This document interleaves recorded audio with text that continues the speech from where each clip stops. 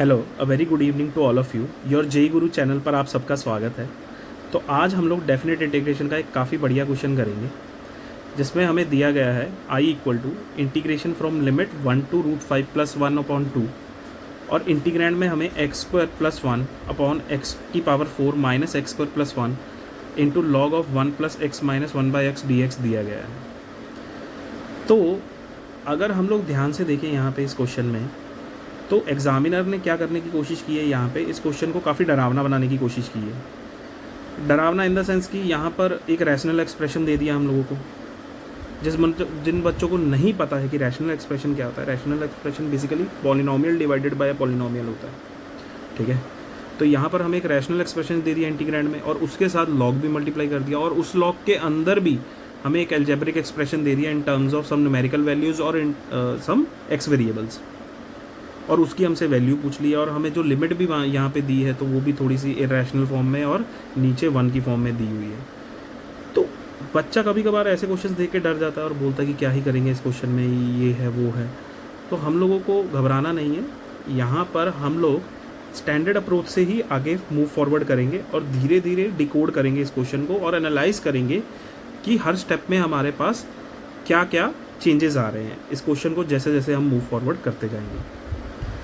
तो अगर मैं इस क्वेश्चन को देखूँ तो हमारे पास यहाँ पे सबसे पहले जो रैशनल एक्सप्रेशन दिया गया है ना, वो हमें एक quadratic divided by a by quadratic दिया गया है।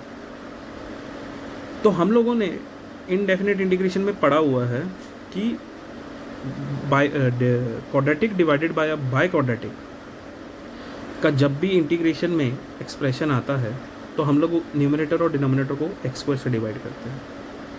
तो मेरा भी यहाँ पे यही सबसे पहला स्टेप रहेगा कि मैं न्यूमरेटर और डिनोमिनेटर को एक्स स्क्वायर से डिवाइड करूँ। क्यों? क्योंकि मेरे पास यहाँ पे अंदर x माइनस 1/x दिया हुआ है। जब मैं एक्स स्क्वायर को डिवाइड करूँगा ना, तो ये मेरे को हेल्प करेगा क्वेश्चन को आगे मूव फॉरवर्ड करने में। वो कैसे करेगा देखिए, जैसे ही मैंने इस आई को अंदर इंटीग्रैंड को, ठीक है, एक्स स्क्वायर से न्यूमरेटर को और डिनोमिनेटर को डिवाइड किया, तो ये 1 प्लस 1/x² बन गया, और नीचे x square minus 1 plus 1/x² बन गया, और इस लॉग को मैंने ऐसे का ऐसा ही छोड़ दिया।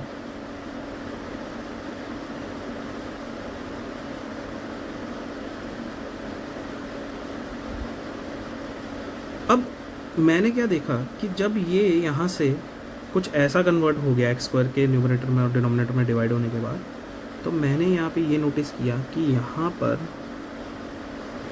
ये जो x माइनस 1/x दिया हुआ है, इसका जो डिफ्रेंशिएट करने पे हमें एक्सप्रेशन मिलेगा वो बाहर यहाँ पे हमें दिया हुआ है। तो जो मेरा अगला स्टेप बनेगा ना, वो अगला स्टेप ये बनेगा कि मैं इसको कोई वेरिएबल t सब्सटीट्यूट कर दूँगा इस x माइनस 1/x को। तो मैंने क्या किया, इसको t मान लिया। क्या मान लिया? t मान लिया। t मानने पे जब मैंने इसको विद रिस्पेक्ट टू दोनों साइड से डिफ्रेंशिएट किया तो ये कुछ ऐसा दिखेगा, dt बराबर 1 प्लस 1/x² dx, ठीक है। अब यहाँ पर dx भी है और 1 प्लस 1/x² भी है, तो ये दोनों मिलके हमारे पास dt बन जाएंगे। क्या बन जाएंगे? dt बन जाएंगे। अब मैंने x माइनस 1/x को तो t ले लिया, बट नीचे भी तो एक एक्सप्रेशन था, उसमें तो x² प्लस 1/x² माइनस 1 आ रहा है। तो हम लोग क्या करेंगे, यहाँ से इसको नोटिस करेंगे यहाँ से।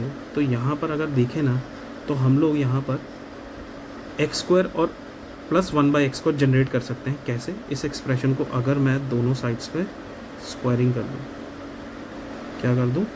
Squaring both sides.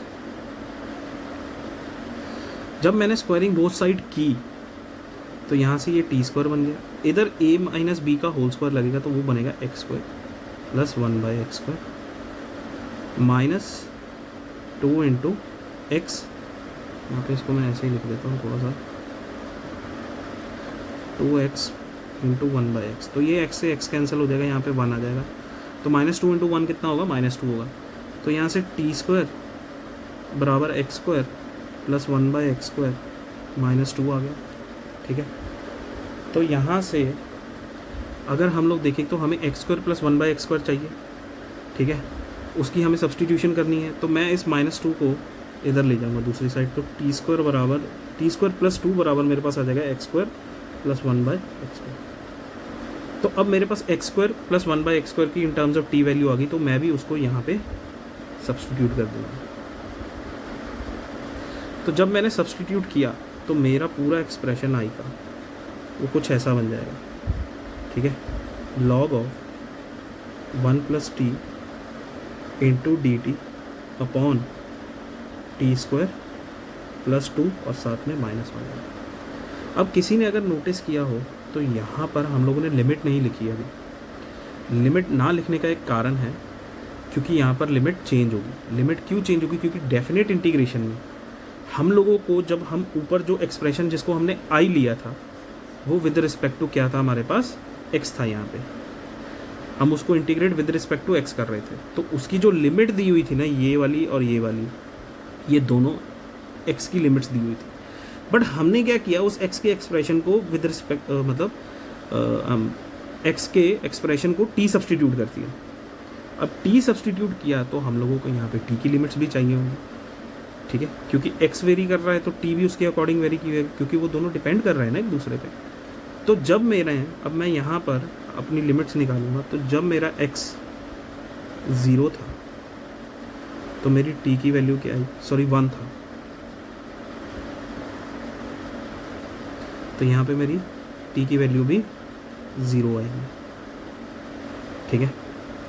और जब मेरी x की वैल्यू √5 + 1/2 था तो t की वैल्यू क्या आएगी, √5 + 1/2 -2/√5 + 1 ये आएगी।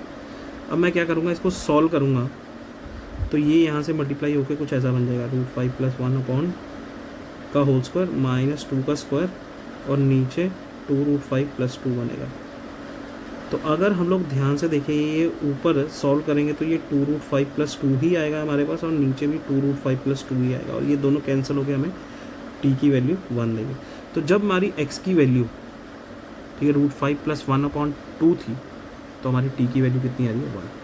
तो यहाँ पर अब जो मेरी i की वैल्यू है उसकी लिमिट्स क्या बन जाएगी, जब हम t सब्सटीट्यूट करेंगे तो इंटीग्रेशन फ्रॉम लिमिट 0 to 1 बन जाएगा। अब अगर आप ध्यान से देखें तो i की वैल्यू सॉल्व होकर 0 to 1 log of 1 + t dt upon 1 + t square बन गई। तो आप देख रहे हैं कि काफ़ी जो बड़ा एक्सप्रेशन था, वो थोड़ा रिड्यूस हो गया सब्स्टिट्यूशन करने से। तो वेरिएबल कम होते जा रहे हैं, और जितने ही वेरिएबल कम होंगे हमारी इंटीग्रेशन में उतनी ही ज़्यादा आसानी आएगी। तो अब आगे हम लोग क्या करेंगे इसमें, कि मैं यहाँ से देख रहा हूँ कि मेरे पास log 1 + t है और उसके साथ dt है और अपॉन 1 + t स्क्वायर है। तो यहाँ पर ना हम लोग, ठीक है, t को ना अब फिर से सब्स्टिट्यूट करेंगे, बट इस बार हम लोग उसको एक ट्रिग्नोमेट्रिक फंक्शन के साथ सब्स्टिट्यूट करेंगे। तो मैं यहाँ क्या करूँगा, t को tan थीटा लूँगा, वो आप देखते जाइए क्यों। तो जब मैंने t को tan थीटा लिया, यहाँ पे t को मैंने सब्स्टिट्यूट किससे किया, tan थीटा से। अब मैं इसको विद रिस्पेक्ट टू थीटा दोनों साइड जब डिफरेंशिएट करूँगा तो dt मेरे पास कितना आ जाएगा, sec² थीटा d थीटा, ये बन जाएगा। अब मेरे पास dt की वैल्यू कितनी आ गई, sec² थीटा d थीटा, और जैसे ही t की जगह tan थीटा डाला तो मेरे पास यहाँ पे, ठीक है ना, इंटीग्रेशन ये अंदर तो log 1 + tan थीटा बन जाएगा, और यहाँ पे sec² थीटा d थीटा आ जाएगा, और नीचे क्या आ जाएगा, 1 + tan² थीटा।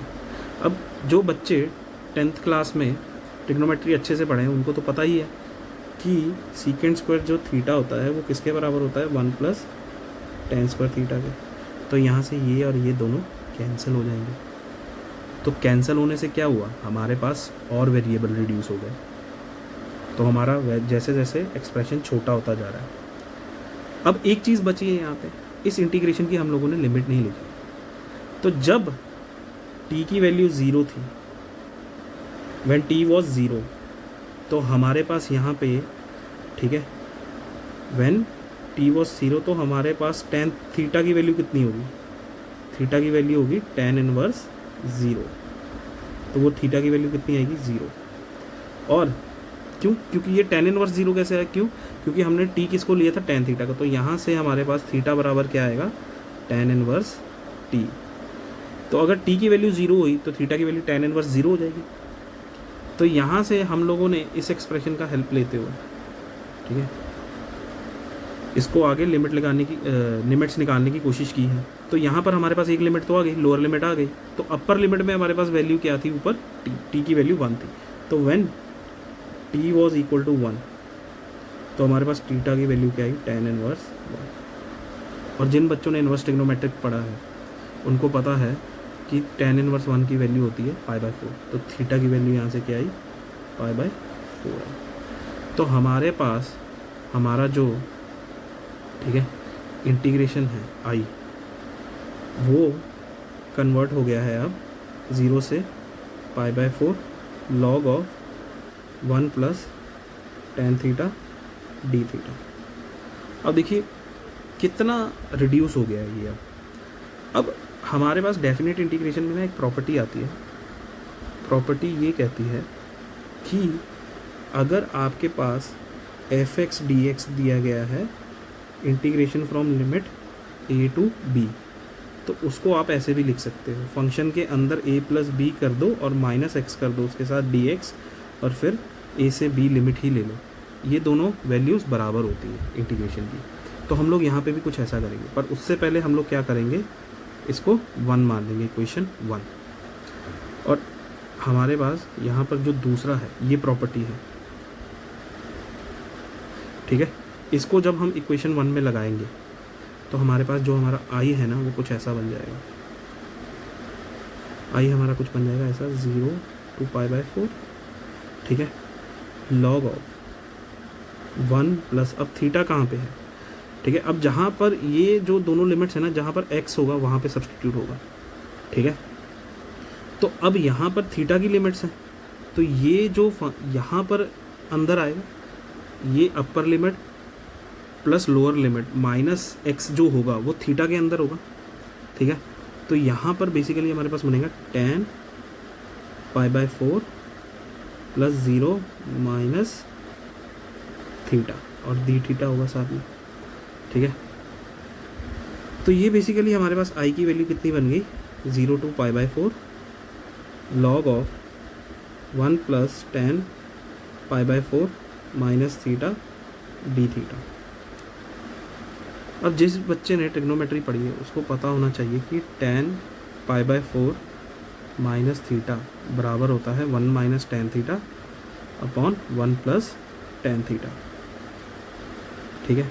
तो ये यहाँ पे यूज़ करने से अगर आप ध्यान से देखेंगे तो आई की वैल्यू 0 से π/4 log ऑफ, यहाँ पे बन जाएगी 1 plus 1 minus tan theta upon 1 plus tan theta T theta, ये बनेगी।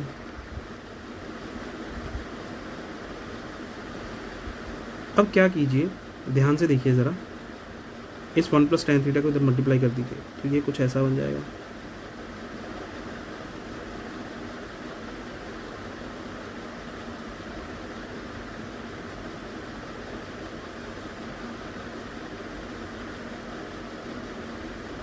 ठीक है, यहाँ से tan थीटा कैंसिल होगा। अब बेसिकली ये जो आई की वैल्यू है ना वो रिड्यूस होकर क्या बन गई? Limit integration from limit 0 to π/4 log of 2/1 plus tan theta d theta. अब मैंने ऊपर एक इंटीग्रेशन आई को इक्वेशन 1 लिया था और इसको मैं क्या करूँगा? 2 ले लूँगा और दोनों को क्या करूँगा? ऐड कर दूँगा। क्या करूँगा? ऐड कर दूँगा, तो 1 प्लस 2 कर दूँगा, तो मेरे पास यहाँ पे 2i आ जाएगा। और दोनों की लिमिट क्या है? 0 से π/4। तो दोनों की लिमिट जो भी 0 से π/4 है, तो उन दोनों के अंदर जो इंटीग्रेंड है ना वो दोनों एक साथ ऐड हो जाएंगे, तो उनका हम लोग इंटीग्रेशन का लिमिट बाहर ले सकते हैं। तो 0 से π/4 आ जाएगा, अंदर क्या बचेगा? log of 1 plus tan theta, और यहाँ पे साथ में plus log of 2/1 plus tan theta d theta, ये बनेगा, ठीक है। अब यहाँ से क्या है कि हम लोगों को एक प्रॉपर्टी पता है कि log of a plus log of b is equal to log A B. तो ये प्रॉपर्टी हम लोग यहाँ पे यूज़ करेंगे तो हमारे पास ये लॉग और ये लॉग एक ही लॉग में आ जाएंगे और दोनों मल्टीप्लाई हो जाएंगे अंदर के वैल्यूज़।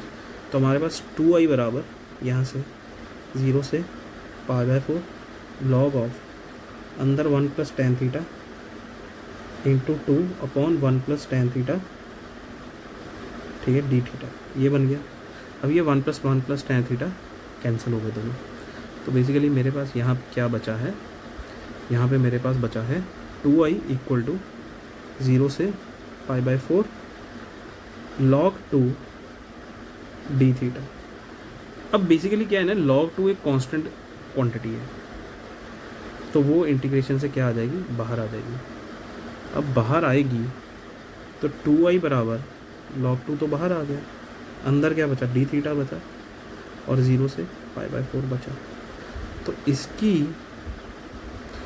ठीक है, जो वैल्यू आएगी डी थीटा की वो क्या आएगी, 2i बराबर log 2, इसके साथ आ जाएगी डी थीटा इंटीग्रेट होकर थीटा बन जाएगा और ये π/4 से 0 इसकी लिमिट आ जाएगी। तो ये 2 भी इधर ले जाइए तो i बराबर log 2/2 आएगा और यहाँ पे upper limit minus lower limit आ जाएगा। तो हमारे पास बेसिकली ये बनेगा i बराबर, और ये π/4 माइनस 0 π/4 ही होगा और ये 2 अंदर जाके मल्टीप्लाई होगा, 1/2 मल्टीप्लाई होगा अंदर जाके, तो ये π/8 बन जाएगा। तो हमारा जो आंसर आएगा वो आएगा π/8 इंटू log 2। तो हमारा इस क्वेश्चन का आंसर कितना है, π/8 इंटू log 2।